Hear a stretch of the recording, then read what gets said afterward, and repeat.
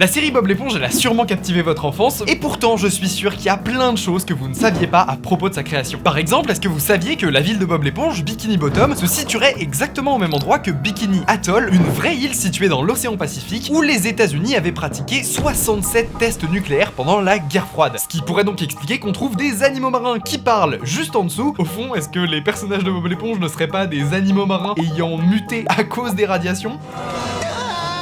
Et d'ailleurs, la vraie île de Bikini Atoll a donné son nom au maillot de bain, le bikini. Ouais, ça vient vraiment de là. Ça a pas grand chose à voir avec notre sujet, mais je trouvais l'info assez ouf. Vous aviez peut-être pas entendu parler non plus du fait que Bob l'éponge s'était retrouvé en 2004 au milieu d'une histoire hyper chelou de différents vols qui se sont produits à travers les États-Unis. It's the cartoon crime of the century. We think there's probably a serial SpongeBob thief. Who would steal SpongeBob? Ou même que le créateur de la série s'était fait trahir de manière un peu dégueulasse par Nickelodeon à plusieurs reprises. On va discuter de tout ça dans cette vidéo, mais juste avant qu'on commence, très rapidement, je voulais juste vous dire que j'organise une projection spéciale d'un film à Paris le 20 décembre au cinéma Le Club de l'Étoile. Le film que je vais diffuser, c'est Marquis, qui est peut-être l'un des films les plus bizarres de l'histoire du cinéma. Vous pouvez réserver votre place dès maintenant sur le site cameflex.fr. Je vous mets un lien en description, vous inquiétez pas. On vous a prévu plein de choses pour cette soirée, je vous en dis pas trop, mais il y aura des jeux, des goodies à gagner, des animations, bref. J'ai hâte de vous y voir, ça va être l'occasion qu'on se rencontre en vrai. Et allez, c'est cadeau pour les 10 premiers qui prennent leur place, je vous mets 4 € de réduction avec le code éponge. Voilà, je vous fais pas attendre plus longtemps et je vous propose qu'on plonge ensemble dans la tumultueuse et fascinante histoire de la plus célèbre éponge du petit écran.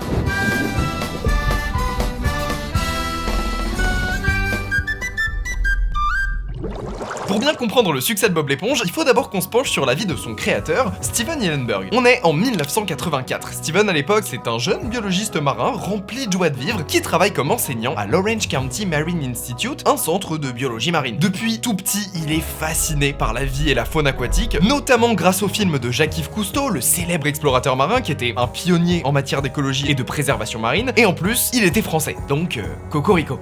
Ou plutôt...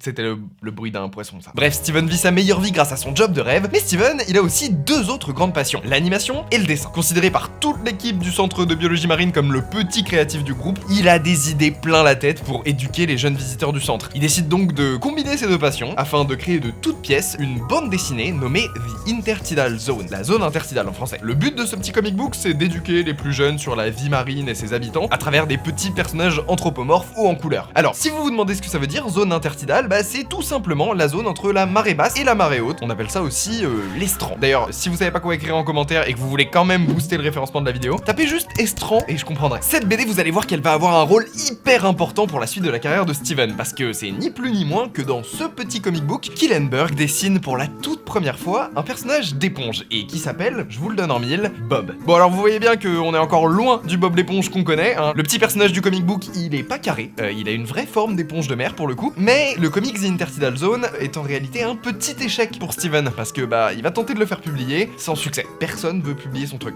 Bref, en 1989, après plusieurs années de bons et loyaux services au centre de biologie marine, il décide de quitter le navire. Ouais non, on va pas faire des jeux de mots pourris sur le thème de la mer jusqu'à la fin de la vidéo parce que ça va vite devenir très chiant pour tout le monde. Donc il se barre du centre de biologie marine pour se consacrer à son autre grande passion, l'animation. Bon, le truc c'est qu'il connaît vraiment rien dans ce domaine. Il a aucune expérience dans l'animation. Mais ça ne va pas le freiner pour autant. Steven va donc tenter sa chance à la prestigieuse California Institute of the Arts, aussi appelée CalArts, l'école fondée par Walt Disney lui-même, dont est sorti tout un tas d'animateurs reconnus. C'est chaud quand même de changer de métier comme ça à 28 ans dans un domaine qui n'a rien à voir. Je trouve que c'est un move assez courageux en fait. Lors de l'entretien pour entrer à l'université, Steven il se ramène avec ses dessins et des sculptures qu'il a fait sur son temps libre, mais surtout il ramène son fameux comic book jamais publié, The Intertidal Zone. Et c'est ce comic book qui va convaincre Jules Engel, le directeur de la filière animation expérimentale de CalArts, d'accepter Steven malgré son manque total d'expérience dans le domaine de l'animation. Et c'est à ce moment-là que tout va commencer à changer pour Steven. Durant ses études, il va réaliser plusieurs courts-métrages d'animation comme The Green Beret ou Wormholes, et je sais pas si ça vous fait la même chose, mais moi je trouve qu'on reconnaît déjà des éléments graphiques qu'on retrouvera par la suite dans Bob l'éponge. C'est fou de se dire qu'avant même la création de la série, il y avait déjà tous les éléments qui feront son succès dans les œuvres de Steven. Et à la fin de ses études, grâce justement au court-métrage qu'il a réalisé à CalArts, il se fait repérer par un certain Joe Murray, le créateur de la série Rocko's Modern Life, une série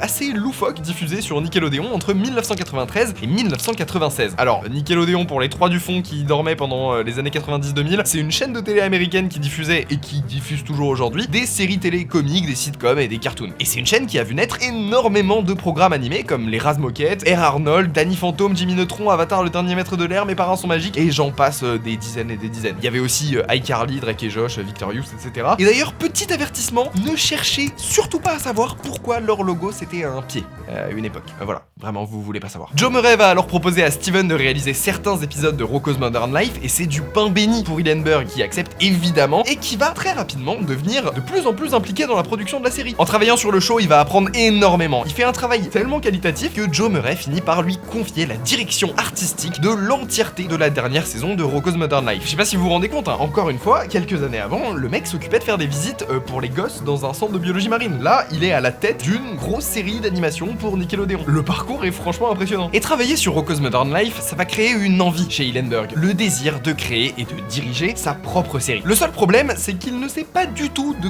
quoi pourrait parler sa série. En discutant un peu avec un scénariste de Rocko's Modern Life, il va lui parler de son comic book The Intertidal Zone. Encore une fois, on revient à ce petit comic book. Et le gars en face de lui, il va voir le comics et il va lui dire: mais mec, tu l'as ton show, c'est trop bien ce que t'as écrit. Steven va alors un peu se creuser la tête et réfléchir à une façon d'adapter sa BD en série et se mettre au boulot sur la première ébauche de ce qui va devenir Bob l'éponge. Avant qu'on découvre comment Bob l'éponge est devenu Bob l'éponge, détendez-vous, posez-vous, mettez-vous à l'aise, prenez un petit truc à boire, comme du Oli par exemple. C'est ouf parce que c'est vraiment meilleur que toutes les boissons énergisantes que d'habitude je déteste. Bon, Oli, vous avez entendu parler d'eux, hein, et pour cause, leurs boissons énergisantes et leurs iced tea sont tout simplement excellents, mais faut le tester pour le comprendre ça. Donc, Oli, leur ingrédient secret, c'est ces petits sachets là. Ma gamme préférée chez eux, c'est leurs iced tea, d'ailleurs ils sont remplis d'antioxydants et de vitamines, donc c'est parfait, c'est hyper healthy. Moi, mon chouchou, c'est la saveur pêche et thé noir, y a aucun débat là-dessus. Mais clairement, la meilleure manière de connaître votre saveur préférée, c'est avec le pack découverte. Dans le pack découverte, vous allez retrouver plein de saveurs différentes, plus un shaker qui va donc vous permettre de préparer vos boissons. Et justement, grâce au code NicolasDelage5, vous avez 5 € de réduction sur votre première commande. Et ça c'est nickel, comme ça vous pouvez commander un pack et voir ce qui vous plaît en fait. Je vous ai même pas encore dit ce qui différenciait vraiment Oli des autres marques de boissons, mais évidemment Oli c'est sans sucre et sans taurine, et tous les arômes et colorants sont naturels. En plus, si vous achetez un pot, c'est écologique, ça évite de jeter l'équivalent de 50 canettes en alu. Et si votre délire c'est les boissons énergisantes qui vous boostent pour toute la journée, et bah sachez que leur gamme énergisante contient de la caféine cristallisée, ils appellent ça New Caf, qui permet d'éviter le crash post-caféine et qui a un effet à plus long terme. Voilà. Le lien est en description. En vrai, je suis choqué parce que j'aime vraiment pas trop les boissons énergisantes d'habitude, mais là, je crois que j'aime bien. Hein. Bon allez, on y retourne. L'histoire de Bob l'éponge va pas se raconter toute seule. Bon alors, le projet de Steven, c'est de créer une série d'animation humoristique, se passant sous l'eau, où l'on découvrirait une civilisation composée d'animaux aquatiques qui vivraient leurs aventures. La série, elle serait centrée sur un personnage innocent et profondément gentil. Une sorte de Jerry Lewis. Enfin, pas le Jerry Lewis de la vraie vie, parce que Jerry Lewis était un horrible connard. Non, plutôt le personnage que Jerry Lewis avait l'habitude d'incarner dans ses films. En cherchant des idées de personnages pour sa série, il retourne farfouiller dans son ancien comic book. Encore une fois, The Intertidal Zone. So I just started drawing undersea animals, and I came across the sponge. It's really not very animated. They usually sit pretty quiet on rocks, filter feeding, but it still seemed like a funny shape, so I started drawing these sponges, and then it dawned on me that well, there was a sink sponge, so I drew a square one, and I immediately locked on to the idea of this undersea nerd, and from that point on I thought, well, that's the start, SpongeBob. Cette forme carrée, enfin parallélépipède rectangle pour être plus précis, elle colle parfaitement au personnage. C'est exactement la vision que Steven se fait du héros de sa future série. Il va passer des mois à bosser sur la conception de la série avec Derek Drymon et Nick Jennings qui vont l'aider sur toute la conception artistique, et c'est là qu'ils vont se mettre à créer tous les personnages, à mettre en place les fondations de l'univers, etc. La série se déroulera à Bikini Bottom, une ville où vit une civilisation marine semblable à la nôtre, composée de poissons, de crabes, de pieuvres, etc. Et on y suivra les aventures de SpongeBob, une éponge aussi naïve qu'affectueuse. I decided I wanted to do a show about one character that was innocent, well-meaning,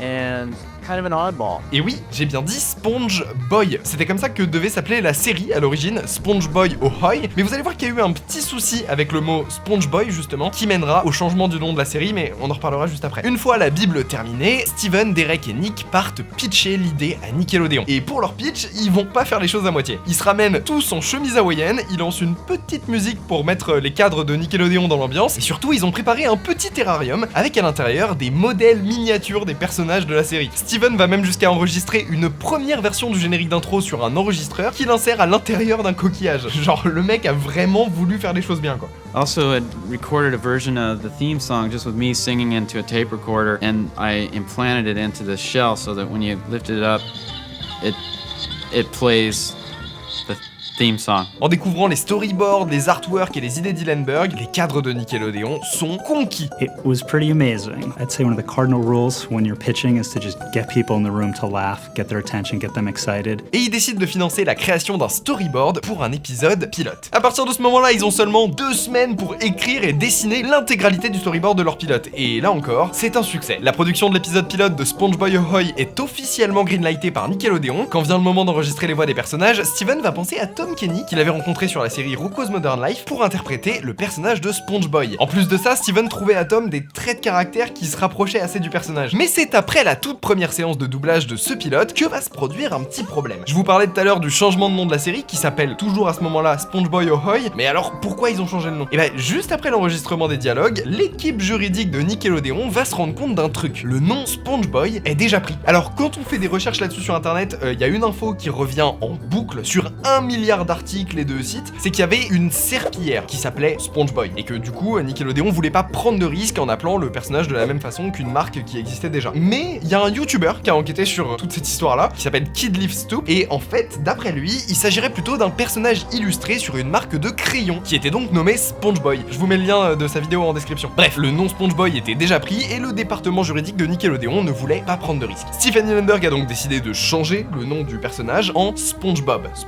SquarePants. SquarePants qui veut dire pantalon carré. Et d'ailleurs, le mot SquarePants c'était une idée de Tom Kenny à l'origine. Bref, au final, l'épisode pilote est terminé dans les temps, il plaît beaucoup à Nickelodeon qui commande 13 nouveaux épisodes dans la foulée. L'ambiance de la production de ces premiers épisodes est assez chouette. Steven est très ouvert aux idées et aux propositions de son équipe, mais la quantité de travail de cette première saison est franchement titanesque. Un épisode de 10 minutes, pour vous donner une idée, c'est 20 000 dessins dessinés évidemment à la main. Et en plus, le succès de la série n'est franchement pas garanti. Le programme sort un peu des sentiers battus, il y a un humour franchement très décalé, faut avouer que c'est un peu chelou Bob l'éponge quand on y pense. Du coup, il y a une question qui subsiste. La série va-t-elle réussir à trouver son public? Après toute cette épopée, le 17 juillet 1999, la diffusion de la série Bob l'éponge démarre officiellement sur Nickelodeon. Mais alors, comment ont été reçus les premiers épisodes de Bob l'éponge? Bon bah, sur les premiers épisodes, le succès est un peu mitigé. La série va pas immédiatement trouver le succès. Mais comme toujours, la différence fait la force et la série va vite prendre un tournant inattendu. Durant la diffusion de la première saison, Bob l'éponge va assez vite grimper en popularité, mais genre vraiment beaucoup. The sea-dwelling cartoon character on Nickelodeon is the second highest rated show for kids on TV. En fait, ce qui se passe, c'est que la série devient un véritable phénomène mondial, tout simplement. Entre 1999 et 2004, les choses prennent une ampleur sans précédent. Pour vous donner un exemple, Pokémon, qui était la série animée la plus populaire de l'année 1999, avec une moyenne de 1,9 million de jeunes téléspectateurs le samedi matin, va carrément se faire détrôner par Bob l'éponge. Bref, Bob l'éponge est absolument partout. He lives in a pineapple under the sea. There's a SpongeBob phenomenon. What is going on at Bikini Bottom? Have you seen SpongeBob? Oh, he's cuddly. I don't know. D'ailleurs, c'est marrant parce que Nickelodeon va se rendre compte d'un truc sur les audiences de la série. En fait, il y a un tiers des spectateurs de la série qui sont pas du tout des jeunes enfants, mais plutôt des adultes âgés de 18 à 49 ans. Donc ouais, la série touche un public extrêmement large. Nickelodeon va s'empresser de signer pour une seconde saison, puis une troisième. You may not know this, but we just got picked up for second season.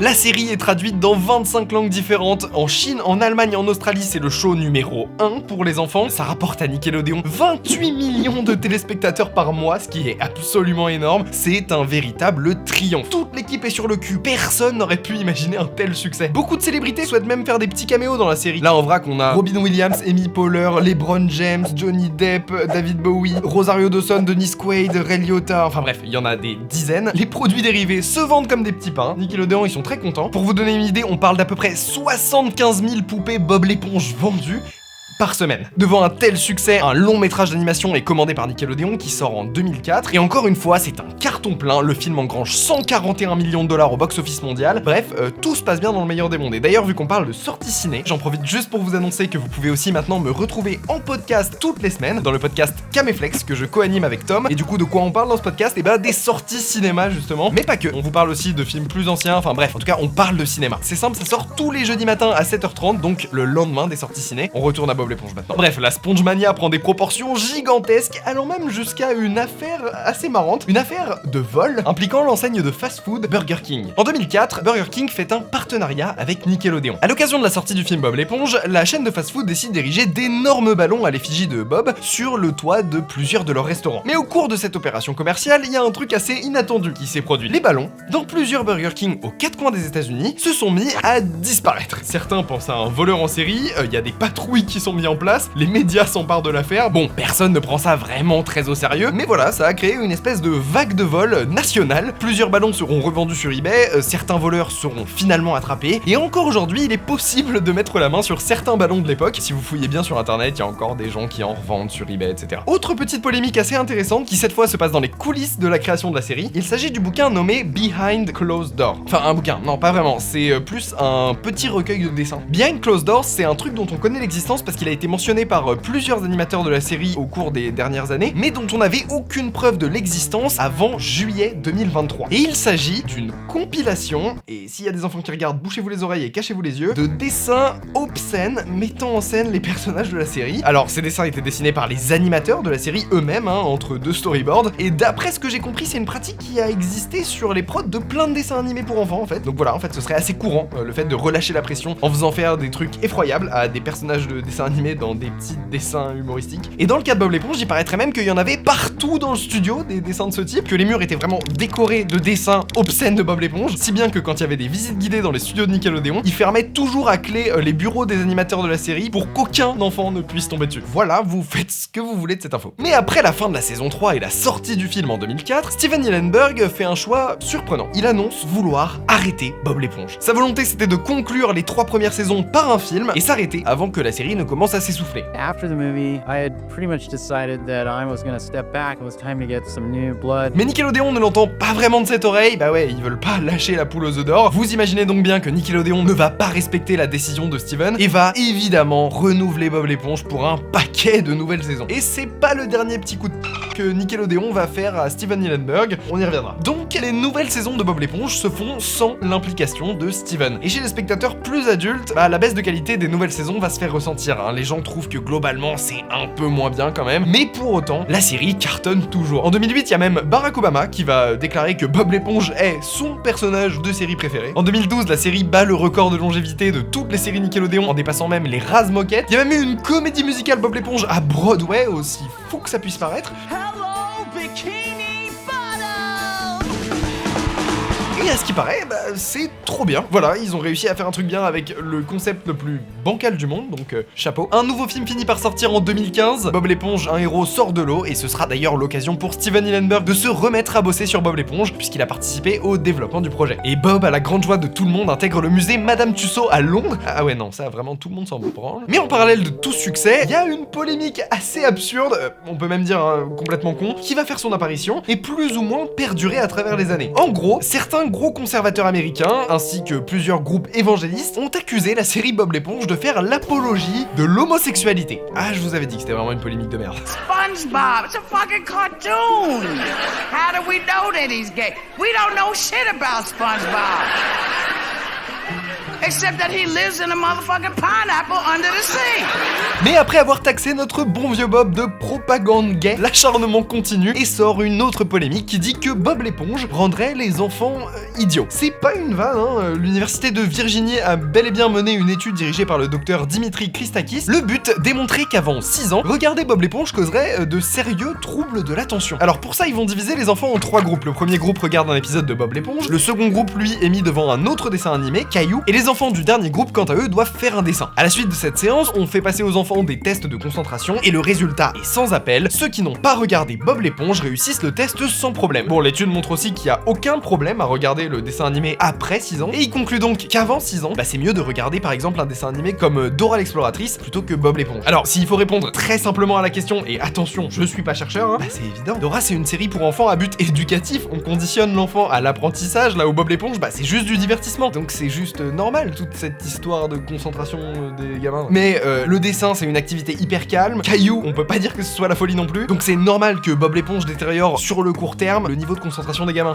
Faut pas être un génie, quoi. Pour finir, et comme le pointe très bien du doigt un porte-parole de Nickelodeon à l'époque, le dessin animé Bob l'éponge est à destination des 6-11 ans. Donc la question est nulle et non avenue. Elle ne s'adresse pas aux enfants de moins de 6 ans. Problème résolu. Si vous avez besoin de moi pour une autre étude, je suis là, je suis dispo. Mais les problèmes ne s'arrêtent malheureusement pas là, parce qu'en 2017, Steven va faire une révélation malheureuse. Il annonce au magazine Variety qu'il a été diagnostiqué de la maladie de Charcot, une maladie neurodégénérative qui entraîne la paralysie, puis la mort. Un an après cette annonce, le 27 novembre 2018, Steven Hillenburg meurt à l'âge de 57 ans des suites de sa maladie. Nickelodeon va bien ériger une plaque commémorative en sa mémoire, mais le respect que Nickelodeon va avoir pour la mémoire de Hillenburg, il va un peu s'arrêter là, parce que faut qu'on parle d'un truc. Hillenburg mettait un point d'honneur sur 3 éléments à propos de sa série. Numéro 1, comme on l'a vu, il voulait que la série s'arrête à la fin de la saison 3. Numéro 2, il était totalement contre l'idée d'un spin-off de Bob l'éponge. Et numéro 3, il était absolument opposé au fait de raconter l'enfance de Bob l'éponge dans une série dédiée à la manière des Muppet Babies. Bon, on l'a déjà vu, Nickelodeon a continué la série bien au-delà de la saison 3. La série est d'ailleurs toujours en production aujourd'hui. Ils en sont actuellement à la saison 15. Ensuite, deuxième point, Nickelodeon a lancé la production de 2 spin-offs juste après la mort de Hillenburg. Un spin-off centré sur Patrick l'Étoile de Mer, The Patrick Star Show, et un autre comme Coral, où on retrouve tous les personnages de l'univers de Bob l'éponge, mais en version enfant. Donc Nickelodeon n'a respecté aucun de ses vœux.